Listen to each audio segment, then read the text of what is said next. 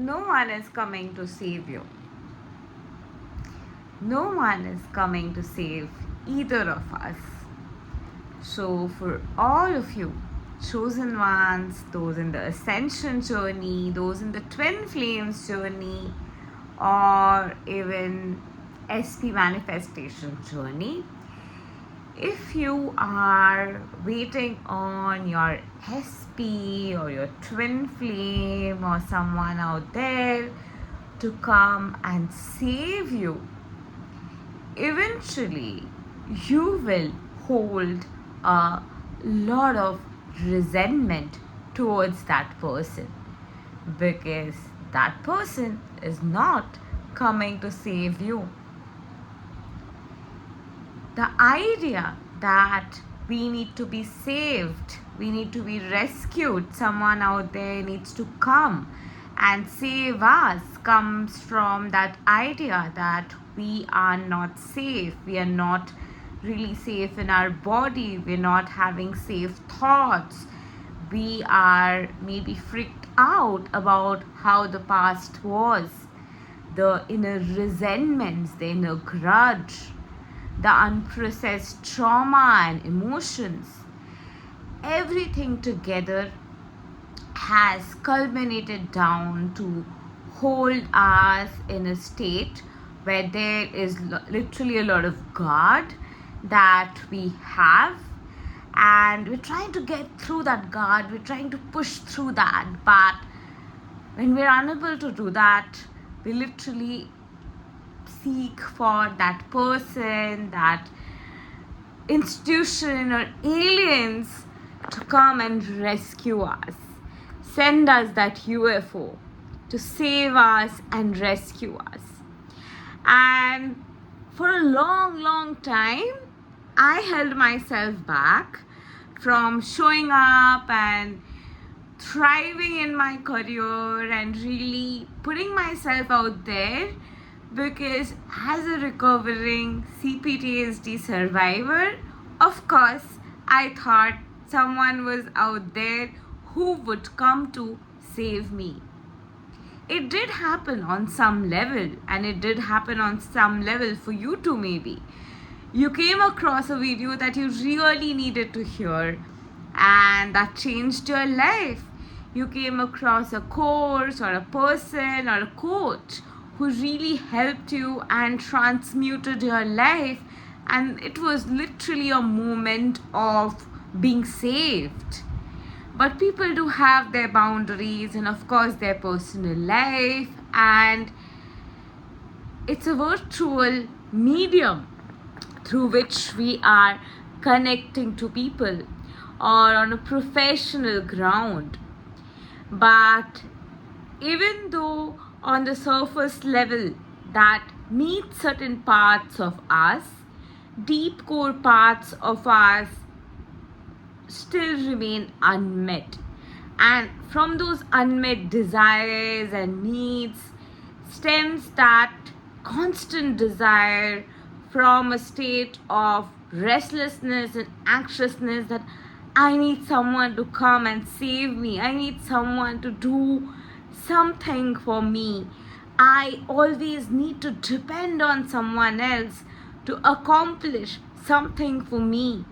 And it can also go back to your childhood, where maybe your mom and dad made you feel like you were not self-sufficient, or people literally invalidated you, or in your class you were really overlooked literally, and those kind of have manifested for you to be in these states of consciousness or self-concept where you literally feel like you will not be able to accomplish things yourself. You're not courageous enough, you're not powerful enough to do it by yourself.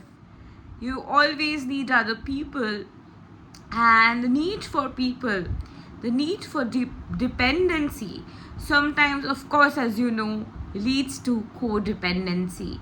And codependency is at the root core cause of the desire of someone coming to save us, Of course, God can come to save you, to your rescue. Prayers work, miracles happen. I have personally seen miracles of Jesus, and Jesus has come to save me. Jesus has been my Savior time and again. And I have seen miracles of Jesus in every area of my life, from my career, from my healing journey to relationship, right from my childhood. I have seen magnificent miracles of Jesus.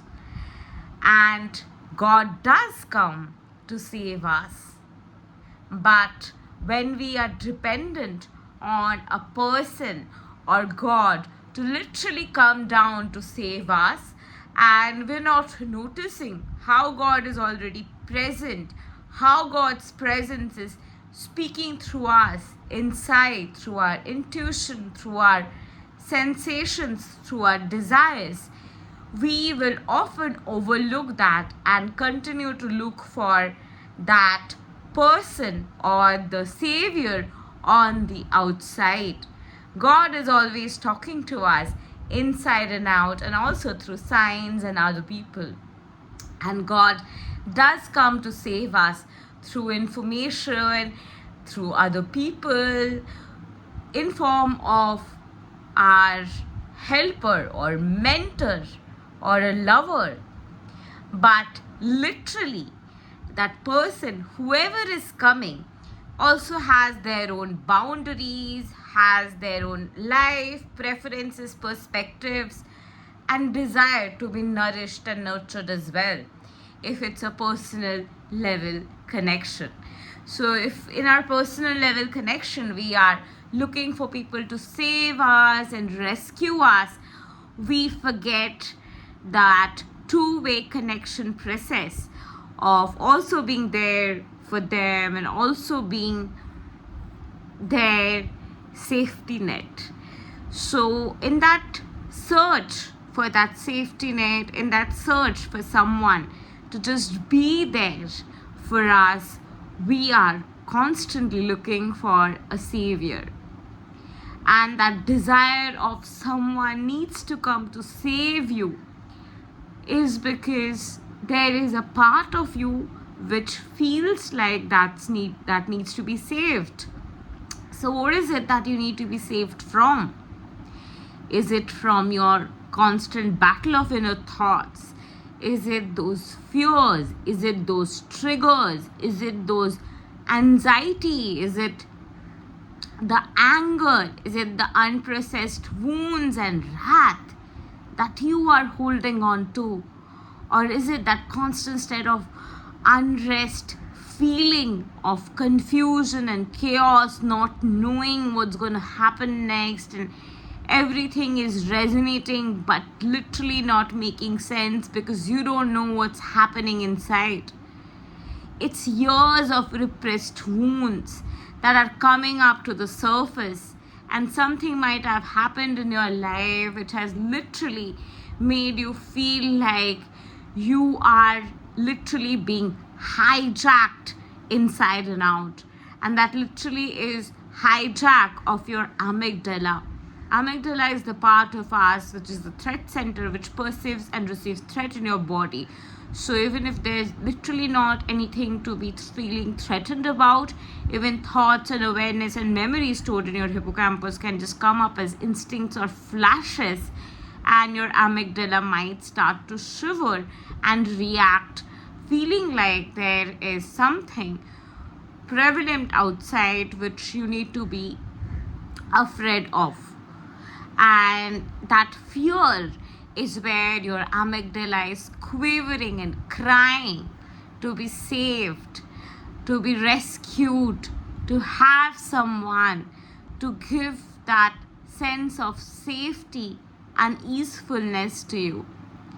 And that is where that search for that savior is. But if you're looking for a savior and not realizing that the savior you're looking from the outside point of view, it will not happen that way. Healing is also an inside and out energy. So when you meet a person and finally have friends to connect to, or have a community to connect to.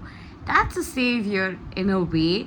That's in a way people who literally make you feel safe, who make you feel that sense of rescue. You may come across groups or videos or any form of therapeutic modality which can make you feel like saved, rescued. You may literally hear God's voice and literally feel God's holographic representation as if present right in front of you. And that's how you're already being rescued. You are safe. The Savior is inside of you. You are saved. You don't need a Savior because you are safe. You have been saved. You have saved yourself. You are the Savior who has been saving you all along. You are that Savior who has been there for yourself, saving you, and you deserve all the appreciation and acknowledgement for doing such a marvelous job, for always being there to save you and show up for you. More power to you.